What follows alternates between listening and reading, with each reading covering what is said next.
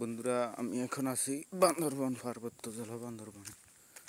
আজকে আপনাদেরকে দেখাবো জুম পদ্ধতিতে পাহাড়ি মানুষেরা কীভাবে ফান চাষ করে। এগুলা সব বড় বড় পাহাড় বান্দরবানে, পার্বত্য জেলার বড় বড় পাহাড়গুলো। এদিকে একটা রোড গেছে, এটা হলো লামা, বান্দরবান লামার যাওয়ার বড় একটি সড়ক। এটা পাহাড় কেটে আপনার সড়কগুলো তৈরি করা হয়েছে। দেখেন কী করে পাহাড় কেটেছে। এটা একটা উঁচু পাহাড়, আবার নিচে একটা ঢালু রয়েছে। তো আপনাদেরকে এখন দেখাবো কীভাবে পাহাড়ি মানুষেরা জুম পদ্ধতিতে ফান চাষ ও বিভিন্ন ফসল আদি চাষ করে থাকে। দেখতে পাচ্ছেন তো পাহাড়ি চাষ। এ হলো পাহাড় থেকে নামার ঢালু রাস্তা, একবারে নিচে, অনেকখানি নিচে।